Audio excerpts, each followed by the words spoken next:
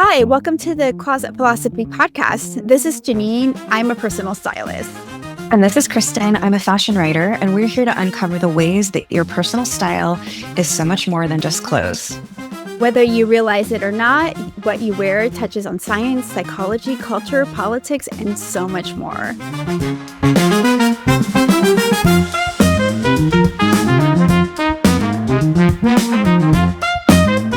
Hi, Kristen.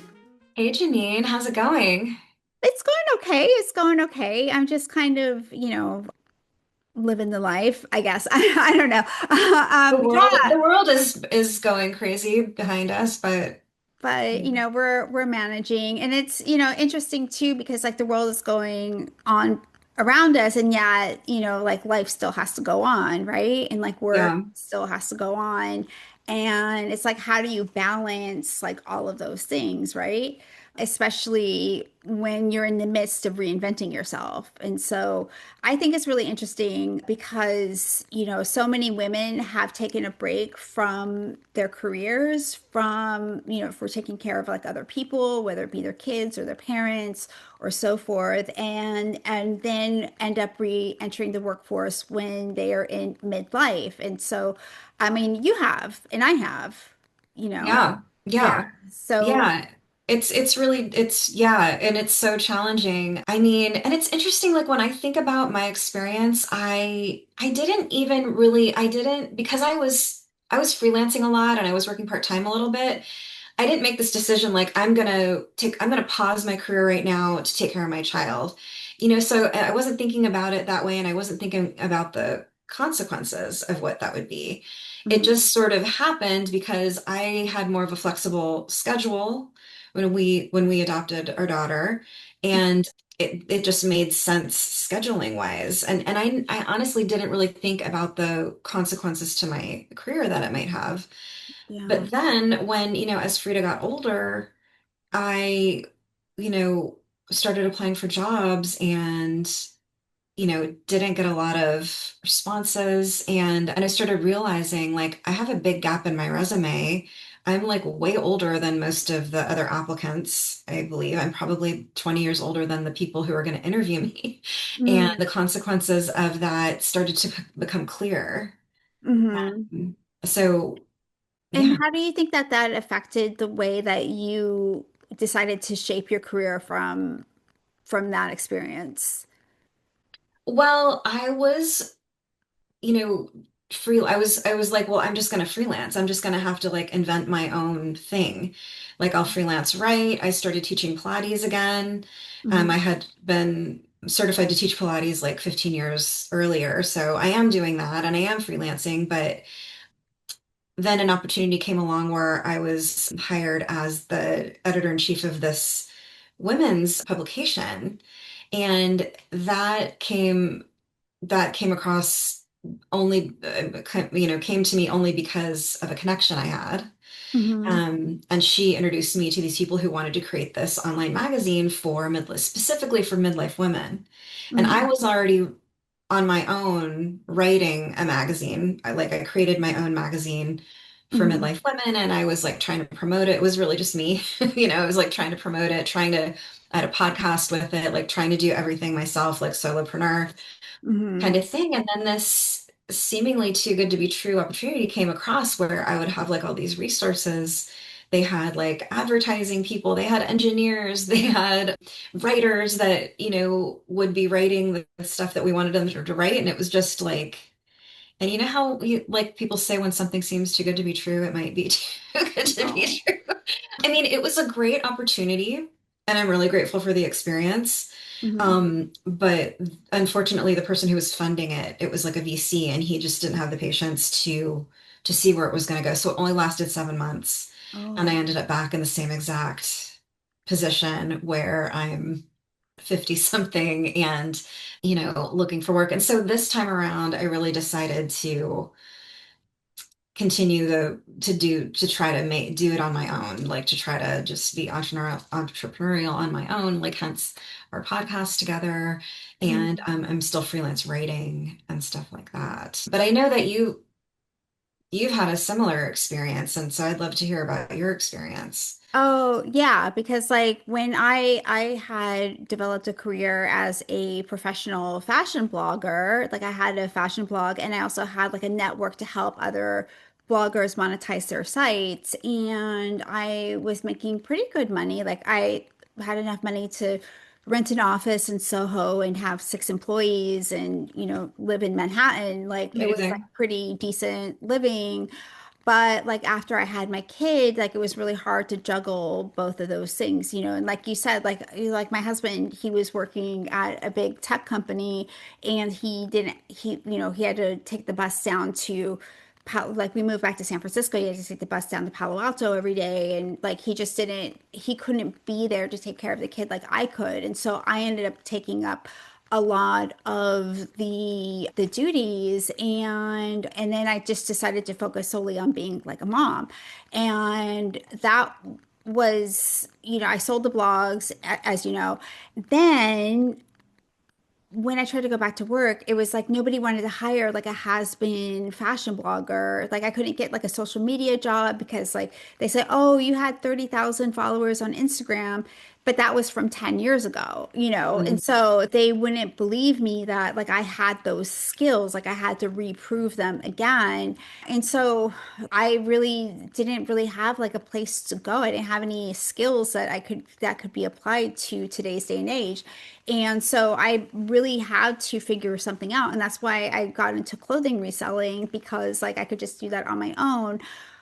And that's what ended me coming back online and making content again and all of that kind of stuff. So it's just really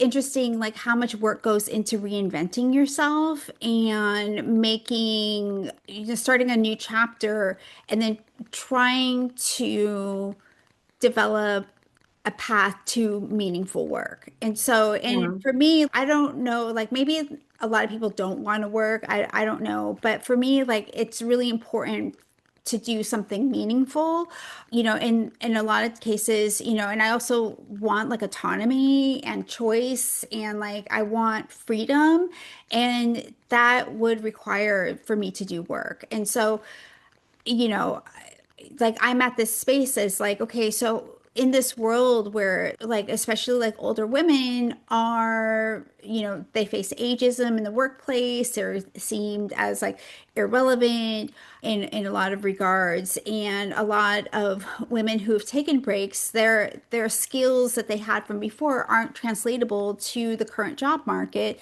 What do you do? Yeah. Yeah. What we end up doing, I think a lot of women end up doing is just like inventing something for ourselves. Like Hmm. you either have, like I was saying before, like you either have a connection, like you've got a network where someone can like get you in the door at a Hmm. company Hmm. and give you a chance. It feels a lot like when I first started in journalism, because you had to know someone or find someone who would give you a chance. Like they had to make a, they had to take a risk on you because you hadn't proven yourself yet, because maybe it was your first job or it was very early in your career. Like when I first graduated from college, I worked at a coffee shop for several years, and so my resume was not stellar. Hmm. But I got so tired of like working at a coffee shop, I couldn't take it anymore, because people were very demanding about their coffee. And so I started applying for, entry level journalism jobs. And I was able to sort of skip over the internship phase because this woman at Parenting Magazine, which used to be located in San Francisco, she gave me a chance as a researcher, like a fact checker. She Hmm. was like, let's just give you a shot. And I kind of owe my whole journalism career to her, because it turned out like the research editors at magazines all shared sort of a list of reliable fact checkers in San Francisco. There were like actual magazines in San Francisco at the time. Hmm. There was like Parenting, Health, Wired, and I ended up at Wired eventually. But I ended up at Wired because the Wired research editor got my name from the Parenting research editor, Hmm. and so it just kind of like snowballed from there. But Hmm. it feels kind of similar, like someone has to take a leap of faith and Hmm. be like, okay, like when you think about it objectively, like, why shouldn't they? Because, you've got all this life experience. It's not like whatever you did before is irrelevant. You've Mhm. got experience and you've got life experience and unless it's like a super technical engineering job or something like that where you have to know some kind of very technical thing, there should be a lot more opportunities, it seems like, but Yeah. um, Yeah, I mean, because there's aren't. so many different ways you can translate job skills. But like I think to your point about like networking, I think like networking is like super important. And this is like kind of where like style comes in. Because, when I was in that place in my life where like you know, didn't know what to wear. Like I wasn't comfortable in my body. I wasn't comfortable in my skin. I felt like life was over for me. Like I was invisible, all of that Hmm. kind of stuff. The way that I dressed was like I dressed to be invisible. Like I wore, I think that I put on like a picture of me. Well, I was wearing these like orange pants with an elastic waistband and like a denim, like an old denim Yeah. jacket. And I had my mask on and all of that kind of stuff. And that's kind of like, don't look at me vibes. And like, would go out and about and, I had this pair of like gray, black, Gloria Vanderbilt jeggings from Costco. I would just wear clothes like whatever was like next to me while I was standing in line at Costco. That's what I would wear, right? And I like can't believe you went through this phase, to be totally honest, because like you were always so stylish, And you yeah, but know? during the pandemic, things really shifted for me. And Well, I so think for a like, lot of people, yeah. yeah, for a lot of people. And so like coming back into after I started clothing reselling and started to, oh, I have all these cool clothes. Why don't I start like wearing the clothes? All of a sudden, putting on something that was like styled or put effort or I don't know if they were even particularly good outfits or special or anything like that, but they had that bit of effort. All of a sudden people started noticing me, and then that's opened the door for like, okay, so people started noticing me, and then conversations start happening, and then when conversations start happening, all of a sudden like new ideas start coming in. And so when people started coming up to me and asking me about clothes or being curious as to what kinds of clothes I was selling or asking me about designers or asking me about like fashion history and stuff like that, like people would literally ask me about that. I was like, oh my gosh, I have all of this knowledge in my head. Like, why don't I know how to make content. Like, why don't I make videos about this? And then that Yeah. like, idea and that one little idea changed my whole life. And so like style is actually really important to this process of re-entering the workforce and finding purpose and meaning, because it's putting that kind of like bat signal out there that you are someone that wants to engage with the world. Hmm. And then people Yeah. want to come up, people will naturally be curious about you. And like sometimes, like I'll wear something like the other day, like I was wearing like this green sweater vest, this bright Kelly green sweater Yeah, I remember vest that with like one. orange and red checkered skirt. And, I was like walking down the street in that and like in an orange baseball cap. And like so many people were like, oh my God, the colors. I love the colors. And like at least like four people said that day. Wow. So it's like walking throughout the day. And I've literally had people like the one time I was walking home and I was walking past this deli, and the woman who was inside the deli was like, Miss. And I was like, she can't be talking to me. And then she's like, hey. And then I was like, turned around and she was like, I like your outfit. And so, Oh my God. which is so cute, right? And so, and this is like part of like being seen. And like, Yeah. and I Yeah. think that having that kind of courage is like, here I am at this time of my life where I'm supposed to be invisible. And yet, like, I'm being seen by people and people are having conversations with me. And so, Yeah. um, Yeah.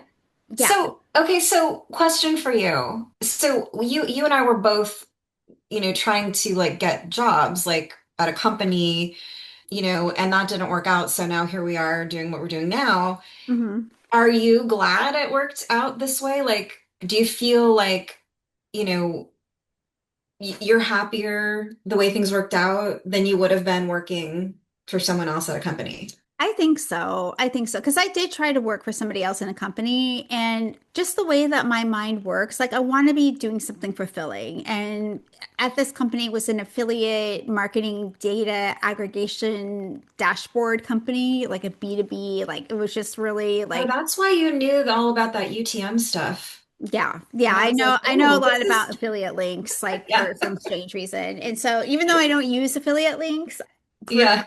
I know about it. And it was funny because like I kept on wanting to make it bigger than it was. Mm, Like I kept on wanting to make this mean something more than it cost. And like people at the company were like, what the why? And I was just like, well, like what about making this about, helping people transform their lives, or like I wanted it to be something meaningful and transformative, but it really wasn't. And so like, and I feel like if I was in a job that was just like that, I feel like part of me would be dead inside. So like, I think yeah, that I need to have creativity. I need to have meaning.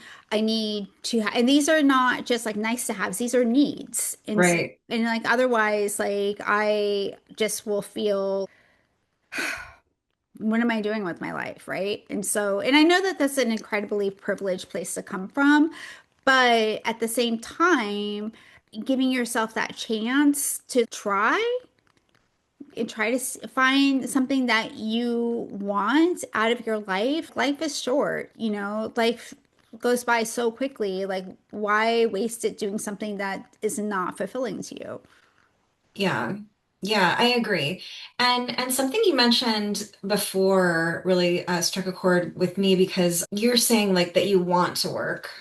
Like Mhm. you want to be active, working, making money, creating this independence and sort of agency for yourself. And I feel the same way.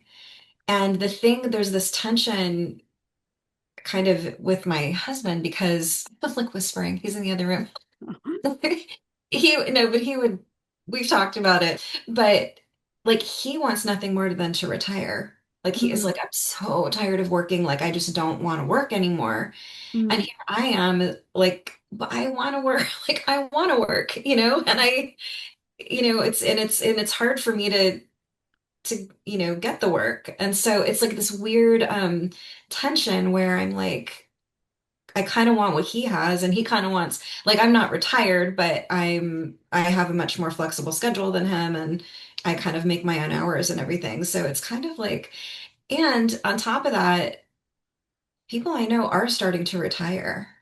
And Mhm. that freaks me out. I'm like, I'm still trying to get something started here, Yeah. Right. and you're retiring, like, oh my God. So, Yeah.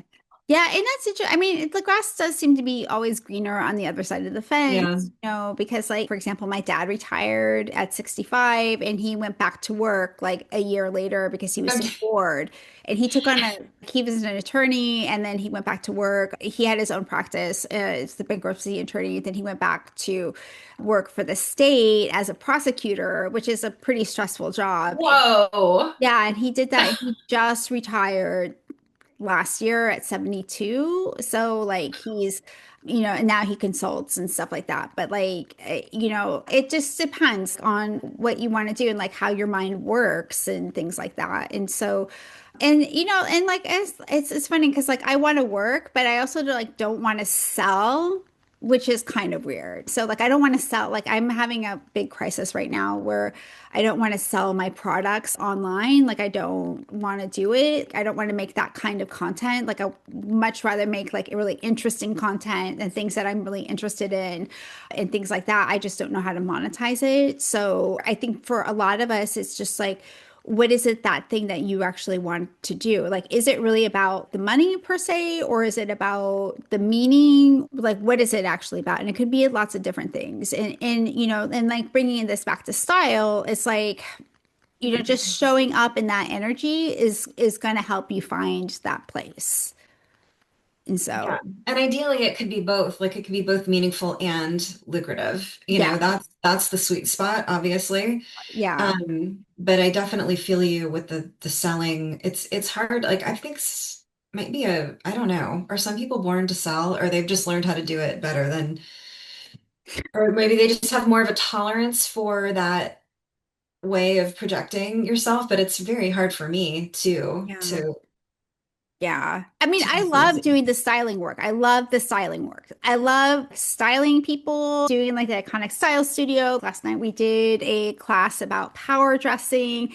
Loved it. We talk about the history of clothes and like that's really cool. And we're doing like all kinds of like cool stuff. And I love that. But making content like join my community like online, like I don't like making that content. Yeah, Like, yeah. so it's really weird. It's like a really weird thing. So, but what It's hard though. yeah, it's hard. It's hard. And it's hard to find your way. I wish that there was a way. Maybe we should bring on somebody who helps people, like a resume expert or something like that. Or That's a good idea. You know what? I was doing a little bit of reading in preparation for our conversation, Mhm, and I did find at least one organization. I'm not sure if it's still around, but I think it was called Evolve, and it's an organization that specifically helps women get back into the workforce mhm. at midlife, like after they've had a gap. Oh, And wow. I wouldn't be surprised if there was like more than one organization like that, because it's such a need. Yeah. Maybe someone like that would be a great guest. Yeah, I was doing some reading. The percentage of women who list a career break on their profiles, according to LinkedIn, is like 63% larger than the corresponding share of men. And that's across 16 countries. Oh, wow. Well, that is not surprising though, is it? I No. mean, yeah. Yeah. So here's like another statistic that I found online where like 33% of women list a full-time parenting career break compared to only 7.3% of men. Wow. I Yeah. wonder, does it say which countries they are? Because it seems like, the access to childcare is one of the big reasons why this happens. Yeah. So like Canada, United States, Brazil, Mexico, Australia, Singapore, India, Germany, Ireland, United Kingdom, France, Sweden, Netherlands, United Arab Oh, wow. Emirates, Spain, and Italy. Wow. So, Well, so and it sounds like even countries where there is more access to childcare than here yeah, like I have a know in similar. Germany, you get 1 year of parental leave off, and they have a much higher percentage than the rest of the world. Oh, oh, so that makes sense. Yeah, and they have a lot of, they even have like in Germany, they have a thing called like Kindergeld, which translates into kid money, child money, and the government sends you like something like 500 euros a month for your kid. And Oh, so, really? yeah, which is cool, I think. I mean, it's not, I mean, $500 goes by fast, but it could make a big difference if you're particularly struggling to get that money for your kid. Yeah. Well, the interesting thing is, when you adopt, that happen. Well, when you adopt through foster, which is what we did, Mm-hmm. we get money for our child even after she was officially adopted, like until she's 18, we still get monthly funds Oh, from I think it's the state government. the state government. That's interesting. I didn't know that. Yeah. Wow. Well, that's nice Yeah. to have that support. And so then you can take a little bit more breathing space to find something that you want rather than you have to have. And so, yeah, I mean, I think that this is really important because I feel like there's also this kind of guilt that women feel, like particularly, like, I don't know if you feel this, but this whole like the pendulum swing to be, oh, like we don't want to make our lives about work and da da da da da da. And I think this mostly coming from like younger women. Do see like a lot of women in our age demographic that are taking this time to really develop something that they love. Because we had that time working in a meaningless job, doing like the corporate work. We had that time. And then we were blessed to have the time to serve like other people in our families. And then now it's like, okay, so now what about us? Like what about let's create something meaningful and important now? And yeah, I don't know. I feel like Yeah. it's a really special time. I do too. And I think that, and I mean, I think it's a symptom of everything we just talked about, but I'm going to see if I can find the number really quick. But I know the number of women who are entrepreneurial.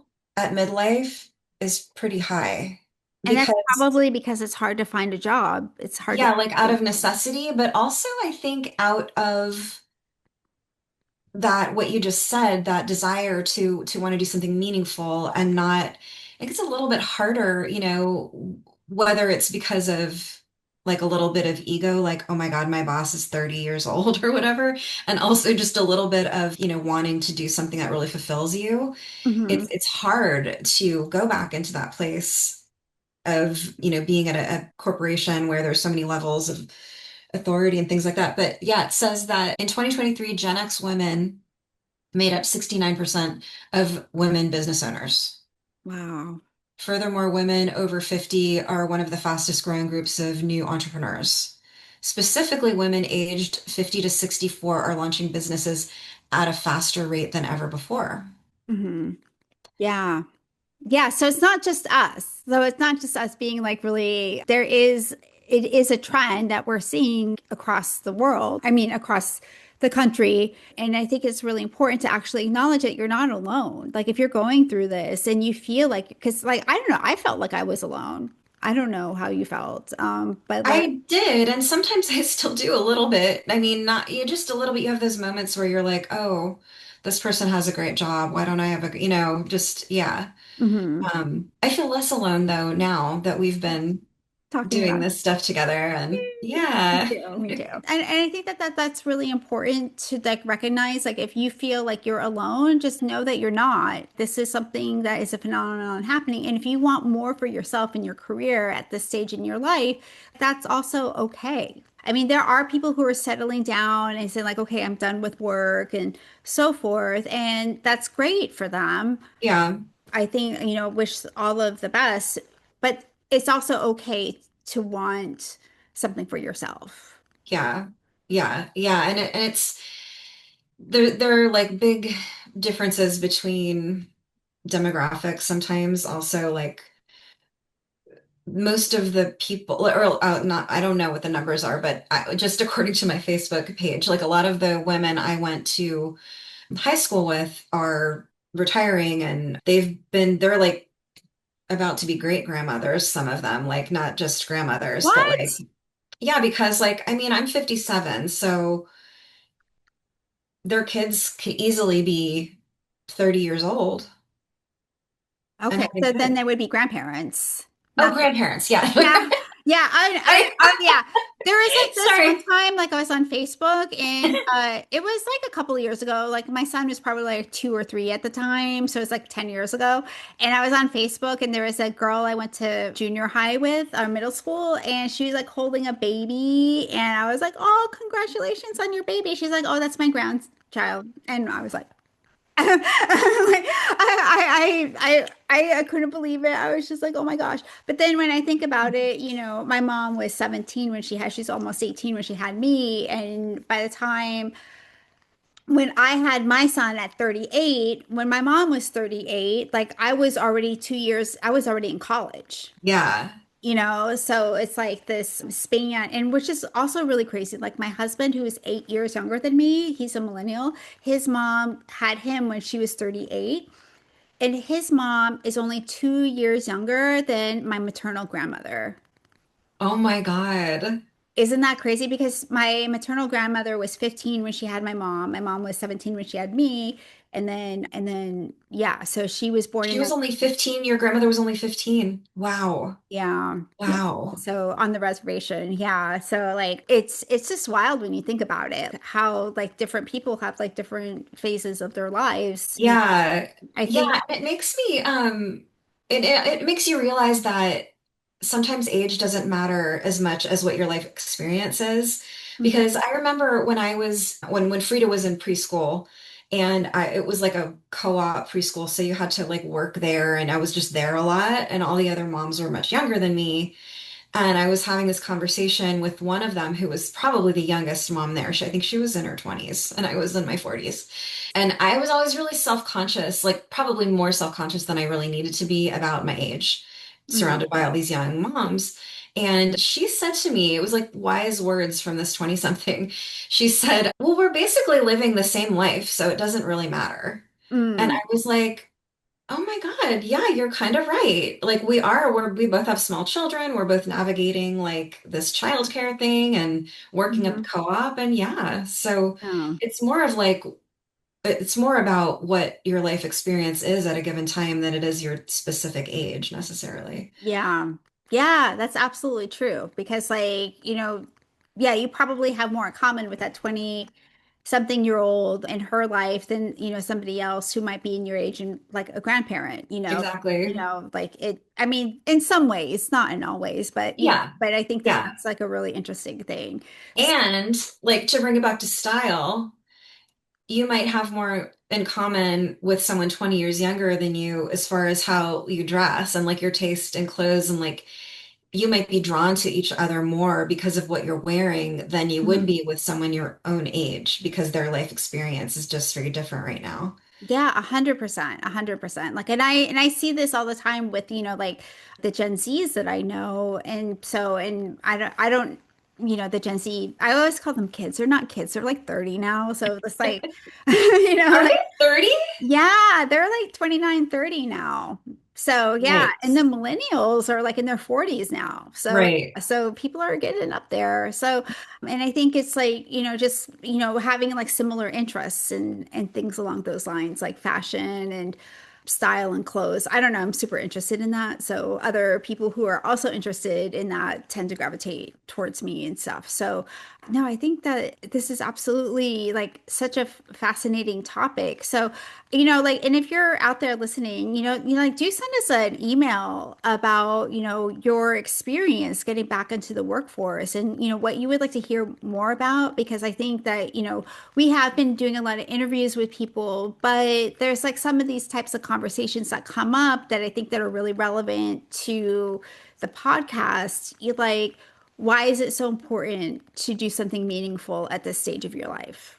And Yeah. how does that affect your style? Yeah, and I would love to hear from other people who are in a similar phase that we are. Like, have you had difficulty finding, or have you tried to find a job and then switched to just like trying to be entrepreneurial instead? I would Mhm. love to hear people's stories, and then we can do more episodes like this. Yeah, yeah, I love that. Well, yeah, it's so cool talking to you about this, Kristen. Yeah, you Yeah, too. and we hope to hear from you soon. And if you also, another call to action, if you haven't left a review for us Oh on yeah. our podcast, we would really appreciate a review. It just helps us out with the algorithm. And if you liked it, Yes. you feel free. If you don't, don't. But like, if you feel so moved, leave us a review. We'd really appreciate that. Yeah, that would be really helpful. Thanks for Okay. mentioning that. All right. Well, thank you. All Well, right. I hope that you all had a wonderful time and we'll talk to you next week. Okay. Bye, Janine.